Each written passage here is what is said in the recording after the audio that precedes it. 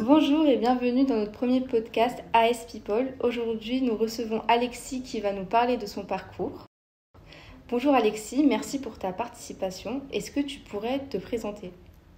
Moi, c'est Alexis, je suis chef de projet chez AS International. Depuis combien de temps ? Depuis 7 ans maintenant, en 2014. Est-ce que tu peux nous parler de ce que tu fais ? Mon rôle, c'est un peu le chef d'orchestre. J'arrive sur une mission où on me positionne en tant que chef de projet pour piloter des projets essentiellement informatiques, plus spécifiquement sur de l'infrastructure et de l'application. Donc l'infrastructure, ça va être toutes les machines, grosso modo, qui vont servir à poser des applications, typiquement des applications pour les smartphones.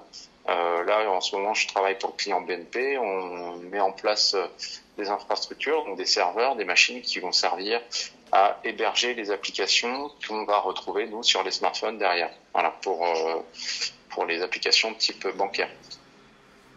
Mon rôle en tant que chef de projet, ça va être de coordonner les différents acteurs entre les parties prenantes de la DSI, donc la direction du système d'information, qui travaille avec les développeurs, et la partie infrastructure, qui est un peu plus de notre côté, sur la partie commande des machines, qui vont héberger toutes les applications par la suite. Et mon rôle, ça va être de faire en sorte que tout le monde se parle de différents mondes, de pouvoir interpréter les besoins techniques, de les transformer un petit peu en vulgarisation, de façon derrière à commander quelque chose de cohérent pour le besoin du client. On peut dire que ton domaine d'expertise est l'orchestration et la vulgarisation ? En quelque sorte, oui. Après, ça va être vulgarisé auprès du client, c'est-à-dire définir son expression de besoin en la vulgarisant un petit peu. Alors des fois, le client sait déjà ce qu'il veut et puis il peut exprimer un besoin précis. Mais sinon, on le vulgarise et derrière, on fait une proposition de solution technique qui correspond à son besoin pour pouvoir mettre en place l'hébergement de l'application, par exemple. Ça fait 7 ans que tu es chez AS. Qu'est-ce qui te fait rester avec nous ? Alors, qu'est-ce qui me fait rester chez AS ? Ça va être la bonne cohésion d'équipe avec le siège. Je passais souvent au siège par le passé, qui me permettait de garder un lien avec tout le monde, tout le personnel du siège, qui à mon sens est adorable.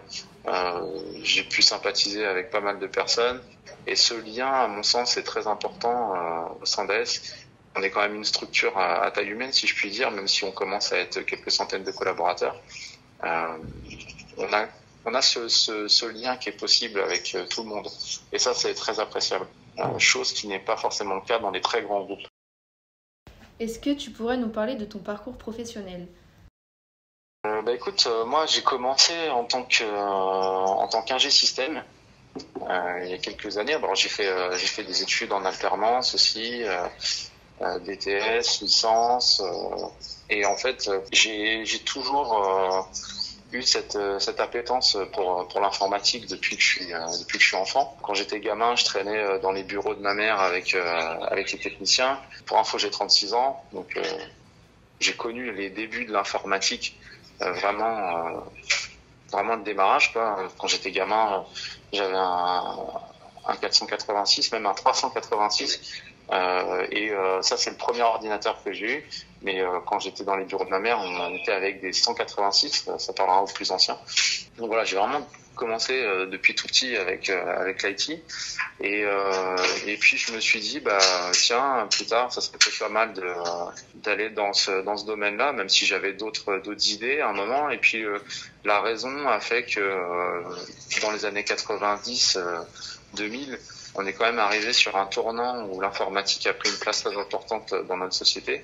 Et je regrette pas aujourd'hui parce qu'on voit bien que l'informatique est un peu le point névralgique de tout un tas de domaines. Et du coup, je regrette pas cette direction. Maintenant, j'ai fait les études, comme je disais, en alternance. Et par la suite, je suis devenu donc ingé système. J'étais spécialisé dans la suite System Center de Microsoft. Donc, je bossais en très étroite collaboration avec Microsoft sur mes missions. Quand j'étais ingé système, je prenais des projets, même si j'étais au niveau 3 et que je bossais en étroite collaboration avec Microsoft, j'étais toujours en mode projet en quelque sorte. Donc ce côté relationnel m'attirait beaucoup plus. Je suis quelqu'un qui aime bien le contact humain, qui apprécie aller vers les autres, qu'on s'entraide, essayer d'améliorer la communication, de trouver là où il y a un petit truc qui coince, comment le débloquer. Enfin, j'aime bien les équations qu'il faut résoudre, les problèmes à résoudre. Bien que les problèmes ça soit pas toujours fun, mais il faut savoir le tourner dans le bon sens pour pouvoir arriver à des fins sympathiques. Et surtout quand il y a de l'humain derrière et qu'on arrive à embarquer cet humain, c'est là que ça devient sympa. Quand j'étais ingé système, j'étais un peu plus dans ma bulle. Parce que quand on est sur la technique, on bosse sur des maquettes, on teste vachement. En plus, en tant que niveau 3, bon, j'étais en responsabilité de mettre en supervision et automatiser tout le SI à l'époque chez Bouygues Télécom. Et c'était important de prendre le temps de réfléchir aux solutions qu'on mettait en place. À côté de ça, j'ai aidé le niveau 1 et niveau 2 quand ils n'arrivaient pas à résoudre des problèmes. Mais mon rôle à moi, c'était surtout de mettre en place des solutions qui visent à améliorer le quotidien du SI et libérer de la capacité à faire pour différentes équipes. Donc ça, c'était très intéressant, mais ça nécessite, entre guillemets, un isolement. Donc un peu moins de relationnel. Même si je bossais quand même sur des projets avec un petit peu de mode projet, c'était pas du projet absolument dédié dans le rôle. Et au bout d'un moment, je me suis dit, tiens, ça serait sympa quand même, à force de côtoyer aussi des chefs de projet autour de moi, sur mes missions, je me suis dit, j'aimerais bien rentrer un peu plus dans ce rôle-là, d'entremetteur, de coordinateur. Et justement, mon background technique me permet d'arriver sur des missions où ça va être beaucoup plus simple pour moi de poser mes bagages quand j'arrive, parce que je comprends plus facilement l'environnement dans lequel je suis. Et puis un chef de projet, même si on n'est pas obligatoirement avec un background technique, c'est quand même un plus d'avoir ce bagage. Mais ça, c'est indéniable. Et donc voilà, j'ai souhaité m'orienter dans cette gestion de projet, justement parce que on avait plus ce contact avec l'humain, on est un peu plus sur un rôle transverse, là où dans le technique on est généralement plus cantonné à un périmètre très restreint. Là, ça ouvre des portes avec un périmètre beaucoup plus large. Est-ce que tu peux nous parler de ton évolution ? Cette année, je vais démarrer une formation de coach agile avec AS. Et c'est quelque chose qui m'intéresse aussi, ça, parce que là, on est dans une transformation un petit peu au niveau organisation, méthode de projet. On connaît pour beaucoup le cycle en V. C'est pas ce qu'il y a de plus pertinent en termes de gestion de projet, surtout aujourd'hui, avec justement tous ces développements d'applications où on a besoin d'avoir une adaptation rapide. Le cycle en V ne permet pas forcément cette réactivité, cette adaptation.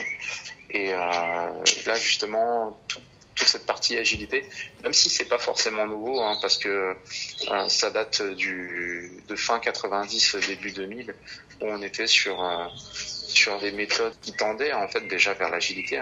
On n'était pas encore dedans, c'était pas entre guillemets démocratisé, quoi. Et là, on arrive justement à cette mode, parce que faut pas se mentir, dans la vie, c'est toujours des modes qui dirigent un petit peu les choses, tant au niveau vestimentaire que pour des méthodes de travail. L'agilité, là, on rentre vraiment dans cette ère, et c'est vraiment très intéressant. C'est une méthode de travail qui est totalement différente, qui est encore plus collaborative, parce que elle force vraiment une communication extrême, j'ai envie de dire, avec les gens.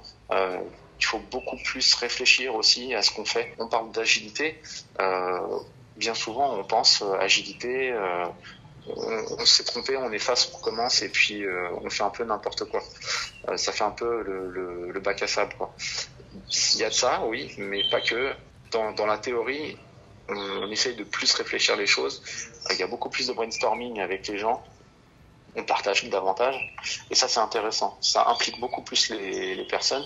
D'ailleurs, dans la méthode agile, on va parler de stakeholders, donc les parties prenantes. Et les parties prenantes, c'est très pertinent comme sens parce que chaque personne qui est embarquée dans le projet est une partie prenante. Et sans elle, on ne va pas faire les choses à bon escient. Et du coup, pour arriver à nos fins, il faut que tout le monde soit impliqué dans le projet. Et ça, les méthodes agiles, c'est vraiment ce qui embarque, à mon sens, le plus les personnes dans le projet. Alors après, le rôle du chef de projet, c'est ça, c'est d'aller chercher les gens, de les emmener, de leur expliquer le but à atteindre et de les motiver pour y arriver.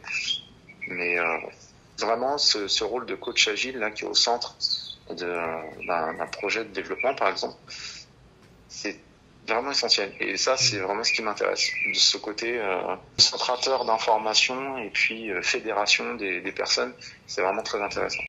Comme je disais, dans le début, fin 90, début 2000, il y avait l'XP, l'extreme programming, qui était dans le même état d'esprit, sauf que c'était pas démocratisé. Et maintenant, voilà, les Japonais ont fait avec, par exemple, l'entreprise Toyota, ils ont vraiment appliqué cette méthodologie de travail qui fait ses preuves parce que le but c'est aussi d'éviter les gaspillages de tout, d'argent, de temps, d'énergie à tout niveau. Et ça c'est vraiment très intéressant. Ça incite à mieux penser les choses, même si on se trompe, parce que c'est important de se tromper pour des fois bien apprendre et éviter de faire des boulettes plus tard. C'est vraiment quelque chose de très intéressant. On rentre vraiment dans cette ère-là. Je pense que on reviendra difficilement en arrière avec cette méthodologie. Et c'est pour ça que c'est intéressant de rentrer dedans maintenant. Ça fait en France, je pense qu'on est dedans depuis environ 5 ans à peu près, vraiment qu'on commence vraiment à prendre ce tournant. Est-ce que tu as un talent caché ? Oui, il y en a plusieurs. La musique. D'accord. Alors même si je joue plus trop ces derniers temps, mais j'aime beaucoup la musique. Je joue du saxophone et de la guitare, très jazz funk. Bon après j'ai toujours aimé la musique. On est une famille un peu musicien à nos heures perdues. On touche tous à la musique, donc ça a toujours été un petit hobby. Comme je disais, en fait, j'ai toujours baigné depuis gamin dans l'IT, mais lors de mon orientation professionnelle, j'ai failli m'orienter vers la musique. Voilà. Donc j'étais inscrit à la fac de musicologie de la Sorbonne, et finalement, je me suis rendu compte que percer dans la musique, c'était assez difficile. Et du coup, voilà, j'ai préféré faire peut-être un choix de raison et garder la musique en tant que hobby. Et à côté de ça, oui, une autre passion qu'on pourrait pas deviner, même si des fois je regarde en l'air, c'est l'astronomie. Ça fait depuis quelques années là maintenant que j'ai pu faire l'acquisition d'un télescope. Et c'est quelque chose de fantastique parce que ça permet vraiment de s'évader. J'ai toujours aimé la photo et pouvoir observer des sources de lumière, des astres qui sont à des milliers d'années-lumière de nous, voire des millions des fois. C'est formidable. Vraiment, ça permet de s'évader, de se recentrer un peu aussi, de se dire bah voilà, on n'est pas tout seul parce que l'homme est un peu fort à ce sujet, un peu nombriliste. Voilà, ça permet de reconsidérer les choses, de se remettre dans un périmètre un peu plus large. Et c'est quelque chose de très très intéressant. Bon, sauf que là, avec le confinement, ça a été assez particulier. J'ai pas pu observer depuis quasiment 1 an et demi, presque 2 ans. Donc ça commence à manquer un peu, mais bon, comme on dit, tout vient à point qui sait attendre. Donc, Quel est le dernier film que tu as vu et qu'est-ce que tu en as pensé ? C'est Seul sur Mars. Tu vois, ça, on est dans le contexte astro. Qui est pour moi un super film. J'adore ce film, même s'il n'est pas au niveau d'Interstellar. Mais ouais, voilà, du coup, Seul sur Mars, avec Matt Damon. Un film que j'adore. Je l'ai dû le voir 2 ou 3 fois, je pense. Je m'en lasse pas. J'aime bien ce côté un peu découverte et puis perdu, le gars qui doit se débrouiller, qui a une tonne de problèmes face à lui et finalement qui doit se débrouiller pour s'en sortir. J'aime beaucoup l'idée. Puis après, bon, tout l'aspect découverte comme ça des deux planètes, c'est génial. Puis après, bon, c'est vrai que c'est un peu le côté aussi rêveur, hein, certainement, ce côté un peu comment dire, aventurier, d'arriver sur un endroit qu'on connaît pas, découvrir des paysages, etc. C'est toujours quelque chose de génial, moi je trouve. Hein. Merci à toi Alexis d'avoir pris le temps de nous répondre et merci à vous de nous avoir écoutés. On se retrouve très vite pour un nouveau podcast. À bientôt.